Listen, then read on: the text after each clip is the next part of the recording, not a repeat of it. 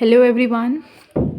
Today we are going to start discrete mathematical structure of Delhi University BSc Honors Computer Science semester 2nd. We will be covering all the topics given in your academic syllabus, that is like this. You can look after this and we will be following these references. I will going to cover all the topics with some example. Let us start with unit 1. The unit 1 is your set, relation and function. From chapter 2, the unit 2 is going to be start. The chapter is set, relations and functions.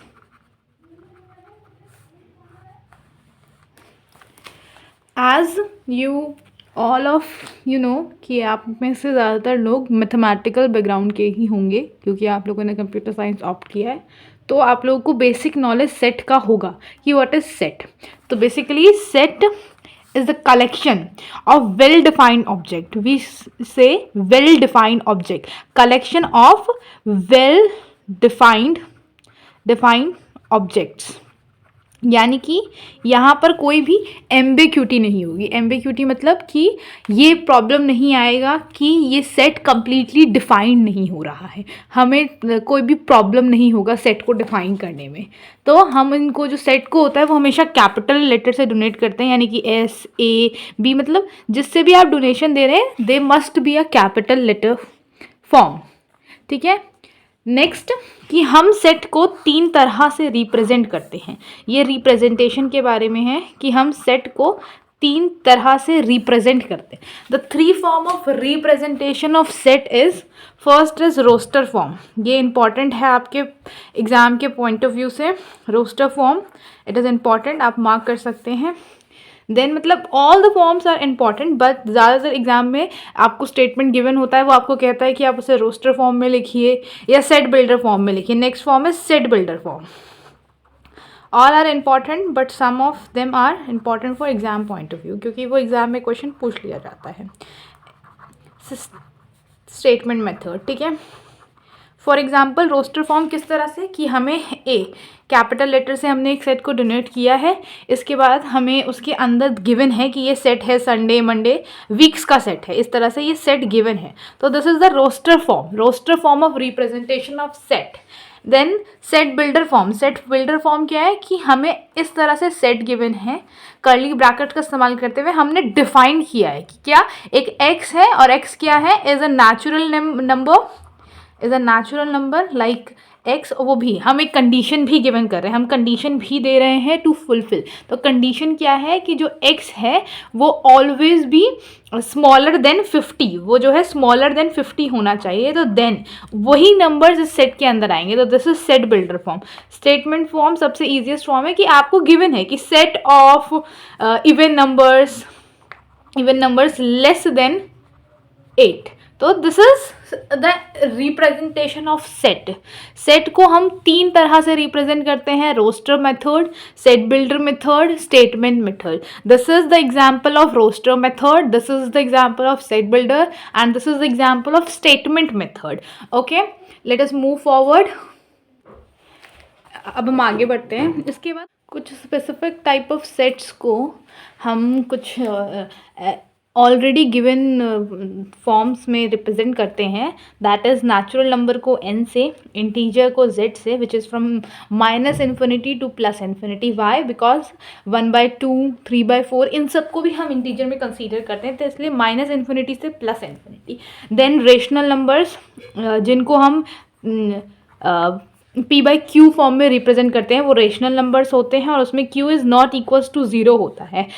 ठीक है. तो rational number को हम represent करते हैं bye q. ठीक है.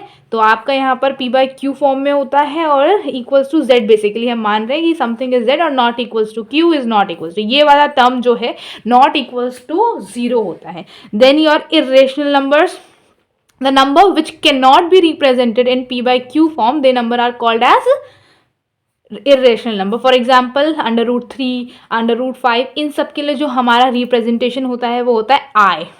IQZN ऐसे करके आप राइट करें। रेशनल नंबर तो मैंने आपको बता दिया। अब है रियल नंबर।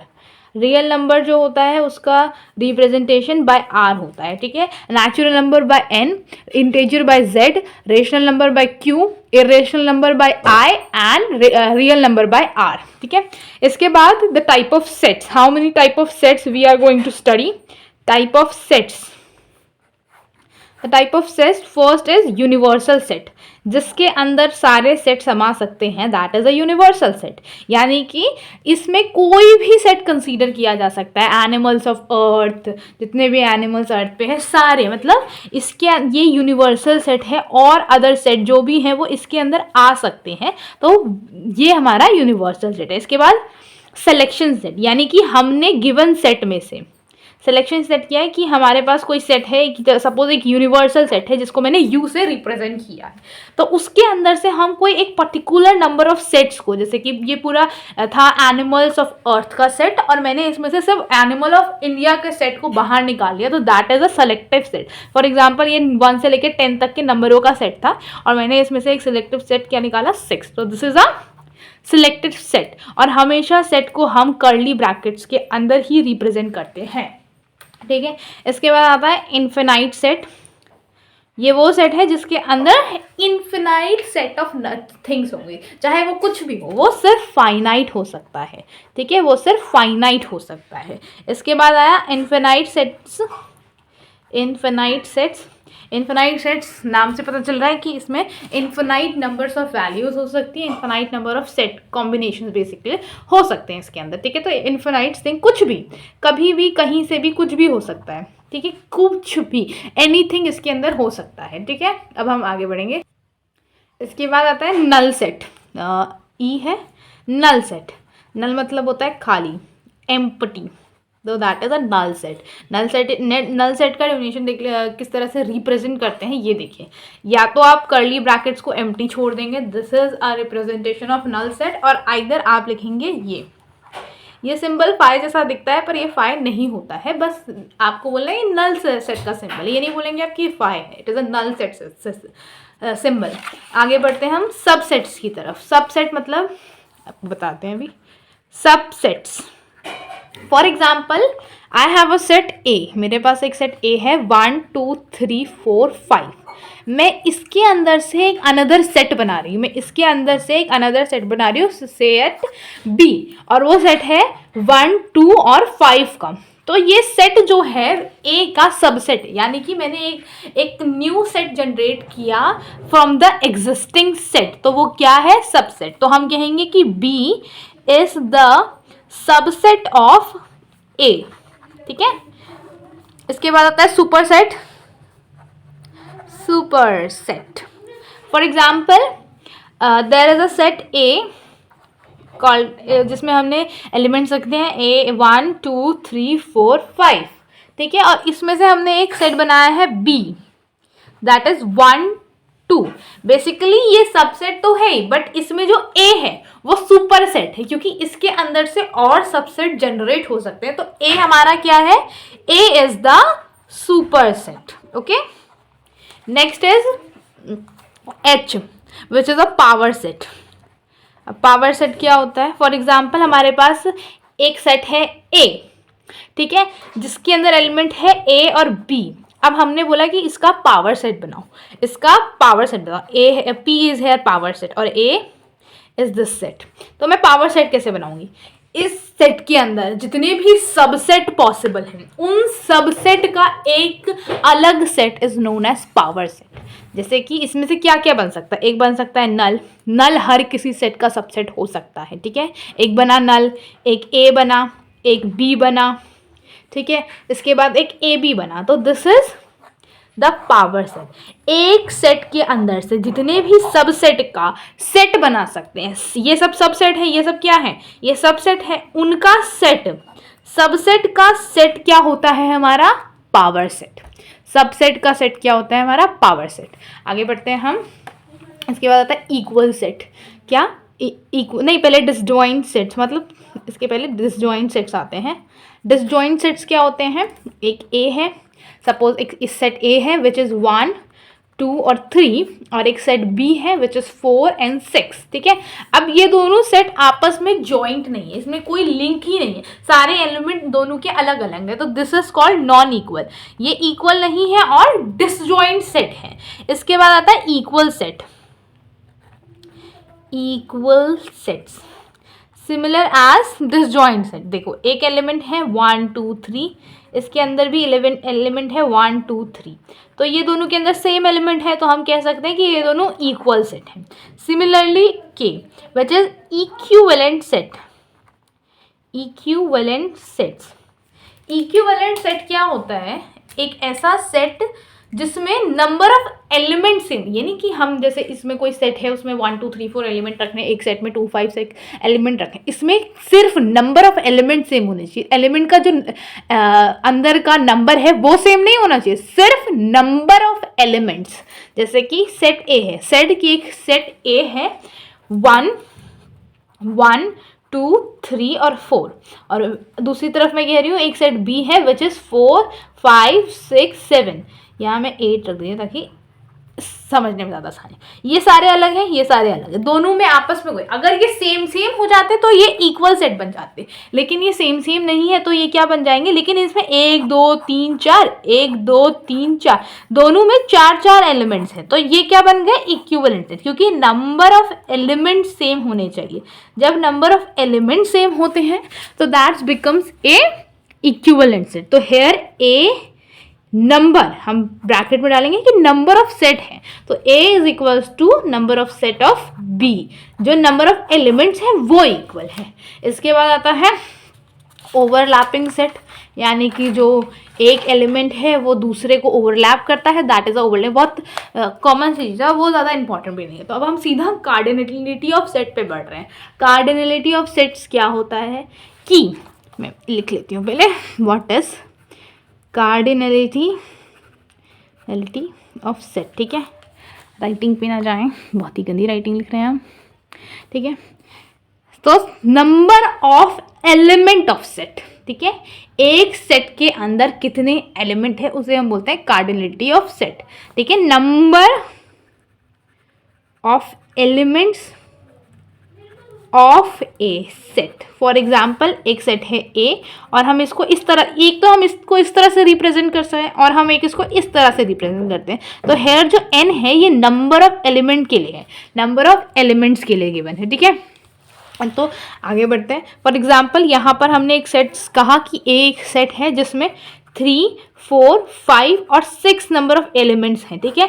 तो हम इसको क्या, इसका नंबर ऑफ, इसकी कार्डिनलिटी क्या बताएंगे? तो हम बताएंगे जो कार्डिनलिटी ऑफ ए है, या हम इस तरह से लिखेंगे जो कार्डिनलिटी ऑफ ए है वो 4 है, क्योंकि there are 4 elements in the given set. Okay, आज का लेक्चर यहीं तक।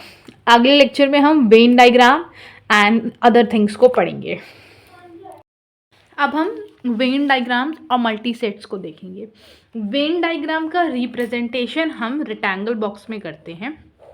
बेसिकली जो रेक्टेंगल बॉक्स होता है वो कम्प्लीटली यूनिवर्सल सेट को रिप्रेजेंट करता है, और जो सर्कल्स होते हैं, the circular representation is for set, ठीक है। इसमें दो चीज़ें जाननी बहुत ज़रूरी है, one is union and another is intersection. Union sign जो है वो यू होता है और इंटरसेक्शन का साइन इन्वर्टेड यू होता है।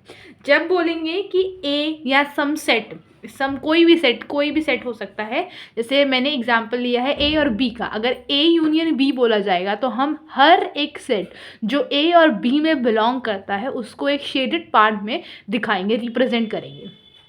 फॉर इंटरसेक्शन सिर्फ कॉमन वाले पार्ट को हम शेडेड दिखाएंगे और सारा अदर पार्ट जो है वो अनशेडेड होगा। यही रिप्रेजेंटेशन होती है इनकी वेन डायग्राम में। फॉर एग्जाम्पल मैं बोल रही हूँ कि मैं पहले ए यूनियन बी बना रही हूँ, ये हमारा ए यूनियन बी है, तो मैंने इस तरह से बनाया, ये ए सेट है, ये बी सेट है, there is something common, 3 elements जो है कॉमन है in between A and B. तो अब जो इनका यूनियन होगा वो सिर्फ इतने पार्ट को शेड करके ये ए यूनियन बी बन जाएगा। लेकिन जब बोला जाए ए इंटरसेक्शन बी, तो हम सिर्फ जो कॉमन पार्ट है ये होगा इनके बीच का कॉमन पार्ट, सिर्फ उसको शेड करेंगे। तो this is A intersection B and this is A union B. इसके बाद अगर हमसे बोला जाए कि ए डैश को रिप्रेजेंट करो, बी डैश को रिप्रेजेंट करो और ए माइनस बी को रिप्रेजेंट करो। तो हम इसके लिए क्या करेंगे, ए को छोड़ के बाकी सारे यूनिवर्सल सेट को रिप्रेजेंट करेंगे, ठीक है। सिमिलरली इसमें बी को छोड़ के, सेट ए है ये, सेट बी है, सारे यूनिवर्सल सेट को रिप्रेजेंट करेंगे। अब इसमें बोला है ए माइनस बी, ए वाला पार्ट तो शेड होगा, ठीक है, ए वाला सेट, लेकिन जो कॉमन वाला है ना इनके बीच का, वो अनशेडेड होगा, क्योंकि वो तो बी का भी पार्ट है, इसीलिए उसको शेड नहीं कर सकते। तो दैट इज, इस तरह से हम उसे रिप्रेजेंट करेंगे। ये सेट ए है, ये सेट बी है, तो हम उसको इस तरह से रिप्रेजेंट करेंगे, क्योंकि हमें क्या बताना है, ए माइनस बी, तो हमने इसको इस तरह से शेड कर दिया, ठीक है। अब हमने union, intersection A dash B dash और ए माइनस बी को देख लिया। अब इसके बाद अगला जो टॉपिक है वो है हमारा कार्टेशियन प्रोडक्ट, वो है कार्टेशियन प्रोडक्ट। कार्टेशियन प्रोडक्ट यानी कि दो सेट के बीच का प्रोडक्ट। फॉर एग्जांपल ऐसे एक सेट ए है और एक सेट बी है जिनका कार्टेशियन प्रोडक्ट हमें पता लगाना है। फॉर एग्जांपल हमने यही दो वैल्यूज़ ली है, तो पहले सेट की वैल्यू है 1 2 3 और दूसरे सेट की वैल्यू है ए बी सी। तो हमें ए इंटू बी, ये सेट ए है, ये सेट बी है, इनके बीच का कार्टेशियन प्रोडक्ट निकालना है। तो हम कैसे निकालेंगे, ए 1 और ए, 2 और बी और 3 और सी, जैसे नॉर्मल मल्टीप्लाई करते हैं, जैसे एक ब्रैकेट में ये दिया होता है, एक ब्रैकेट में ये दिया होता है, तो हम इसको आपस में मल्टीप्लाई करके ए बी लिख देते हैं ना, इसी तरह से ये लिखना है, बस हमें इनको एज अ सेट रिप्रेजेंट करना है। तो this is what, Cartesian product. अब हम आगे पढ़ेंगे symmetric difference and multi set, ठीक है, symmetric difference and multi set. सबसे पहले हम सिमेट्रिक डिफरेंस देख लेते हैं, एक second, sorry, symmetric difference of sets. इसे भी हमें वेन डायग्राम की मदद से रिप्रेजेंट करना होता है।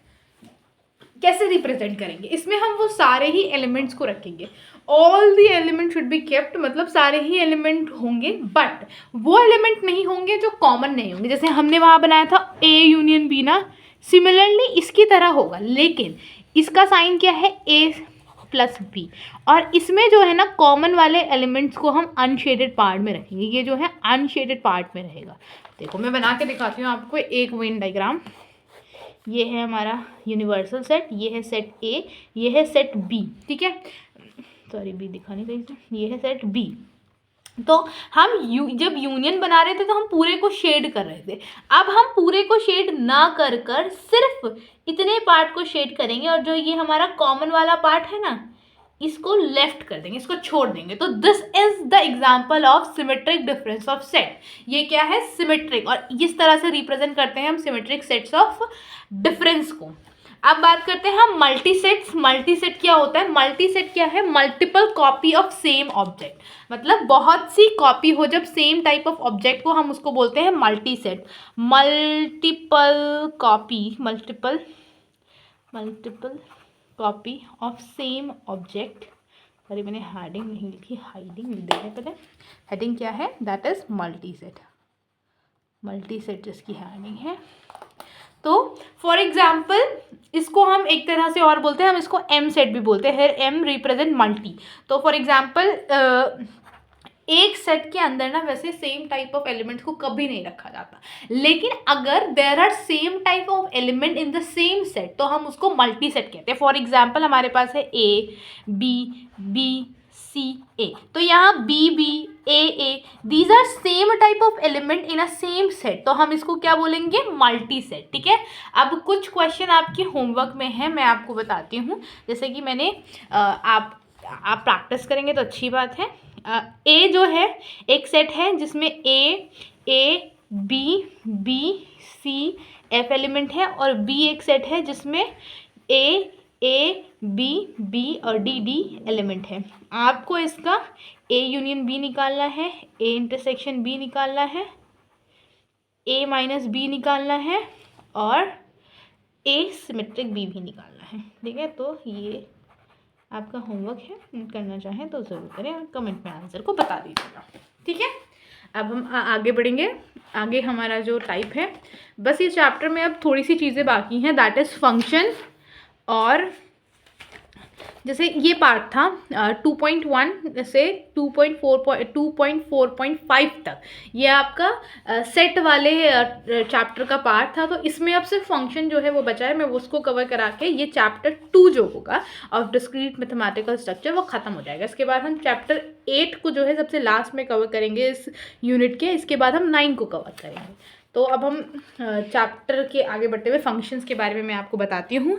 जैसे जिसने सेट पढ़ा है उसने फंक्शन पढ़ा ही पढ़ा होगा। फंक्शन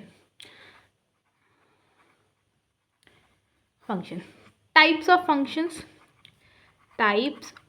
फंक्शंस, ये मतलब ये चैप्टर ना, पहला चैप्टर बहुत छोटा था। इस चैप्टर से ना ज़्यादा क्वेश्चन नहीं आएंगे। इससे ना ये क्वेश्चन आ जाता है कि set builder form, roster form, फिर ये वेन्स डायग्राम और कुछ नहीं। टाइप्स ऑफ सेट्स, तो फंक्शन क्या होता है कि एक सेट से दूसरे सेट का रिलेशन, एक सेट से, सपोज एक सेट ए है और एक सेट बी है, एक सेट से दूसरे सेट का रिलेशन, और जो ईच एलिमेंट होते हैं, जो each element of set A is uniquely mapped with the element in B. Each element of A is uniquely mapped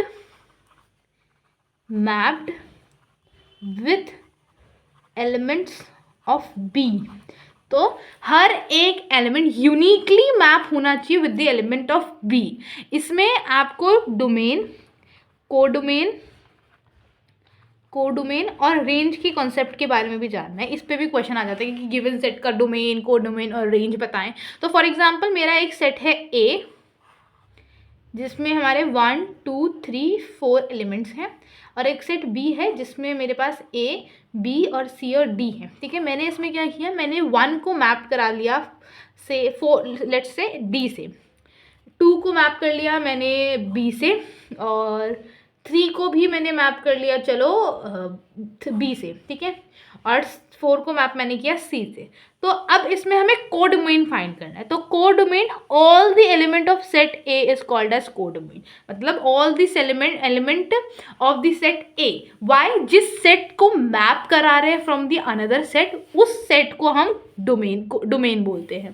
codomain are all the set of this set B, जिस set में map कर रहे हैं उस set के सारे elements को हम कोडोमेन कह रहे हैं। ठीक है, रेंज वो एलिमेंट होते हैं जो भी पेयर्ड होते हैं, सेट बी के वो एलिमेंट जो भी पेयर्ड हैं ए की वजह से। तो दैट इज बी, ए नहीं पेयर्ड है, बी सी और डी, बी सी और डी से वही पेयर्ड है। ए जो है वो नॉट पेयर्ड था, तो वो क्या है, हमारा रेंज में कंसीडर नहीं होगा। तो फिर से रिपीट करते हैं कि codomain are the element of set A, domain are the element of set A, codomain are the element of set B, and range are the only element which are paired। ठीक है, वही elements हैं। इसके बाद 3 types of function होते हैं जिनके बारे में हमें पता होना चाहिए। 3 types होते हैं, नहीं 4 टाइप्स के होते हैं बेसिकली, 4 टाइप के। तो फर्स्ट इज 1 to 1 फंक्शन। ठीक है, 1 to 1 फंक्शन इज बेसिकली जिसमें हर एक एलिमेंट ए का एक डिस्क्रीट इमेज बनाता है बी में। ठीक है, हर एक ए का एलिमेंट बी में एक ना एक इमेज उसकी होती ही है, डिस्क्रीट इमेज होती है। ये नहीं कि एक के एलिमेंट 2 चारों से पेयर्ड हैं, ठीक है, या 2 जो है एक ही से पेयर्ड है, ऐसे नहीं, हर एक ही पेयर्ड होगा। मतलब हर एक सिंगल से ही पेयर्ड होगा। लाइक 1 एक ए से ही पेयर्ड हो सकता है, ये नहीं कि 2 भी अब ए से पेयर्ड होगा। This is not possible. 1 to 1 function में सिर्फ सिंगल टू सिंगल पेयर्ड होंगे। मैनी टू मैनी फंक्शन में क्या होगा कि ए के, यहाँ ये सेट ए को रिप्रेजेंट कर रहा है बी को, तो ए के जो मेनी है वो एक सिंगल से बी में पेयर्ड हो सकते हैं। ठीक है, ऐसा नहीं है वो नहीं हो सकता, इस कंडीशन में वो हो सकते हैं, यानी कि 2 or more element of A has same image in B. ऐसा हो सकता है कि उनकी सेम इमेज हो। Now 1 on 2 function, onto function में क्या होता है कि 1 की एक ना एक जो सेट बी है उसके किसी एक की एक ना एक प्री इमेज इसमें होनी चाहिए, यानी कि बी का मतलब जो सेट सेकंड होगा या सेट बी कह ले, उसका कोई भी एलिमेंट खाली नहीं रहना चाहिए, वेकेंट नहीं रहना चाहिए, तब ये ऑन टू फंक्शन प्रूफ होता है। यानी कि बी का कोई भी एलिमेंट जो है वेकेंट नहीं रहना चाहिए, ठीक है, एम्प्टी नहीं रहना चाहिए, बेसिकली एम्प्टी नहीं होना चाहिए, तभी हमारा ऑन टू फंक्शन होता है, ठीक है। इसके बाद आता है इनटू फंक्शन। इनटू फंक्शन में आपका जो होता है कोई भी एक एलिमेंट होना चाहिए बी का जिसकी इमेज ना हो, यानी कि कोई भी एक एलिमेंट होना ही चाहिए जिसकी कोई भी इमेज प्रेजेंट ही ना हो, तो that is a into set. Into set यहाँ लिख देती हूँ मैं, इनटू सेट फंक्शन, सॉरी, जिसमें बी की एक ना एक प्री इमेज जो है एम्प्टी रह जाए, इमेज आप समझिएगा एम्प्टी रह जाए, तो that is a onto set. जब वन टू वन और ऑन टू सेट साथ में होता है तो हम उसे बाइजेक्टिव सेट कहते हैं। क्या बोला मैंने? वन टू वन और ऑन टू फंक्शन साथ में हो जाता है तो इसको हम बोलते हैं बाइजेक्टिव फंक्शन। ऐसा भी क्वेश्चन आ सकता है कि prove that this is a bijective function, prove that this is a injective और सर्जेक्टिव। इंजेक्टिव क्या होता है? हमारा वन टू फंक्शन, इसको हम बोलते हैं इंजेक्टिव, सर्जेक्टिव, ठीक है, इंजेक्टिव एंड सर्जेक्टिव, ठीक है। This chapter ends here. अगर आप चाहते हैं कि मैं इसका प्रूफ भी आपको दूं तो आप मुझे कमेंट सेक्शन में बताएं कि मैम एक क्वेश्चन का इसको मुझे बता दें कि इसको किस तरह से सॉल्व करना होता है, कि how to prove that is the function is bijective, injective और surjective. Thank you for watching the video.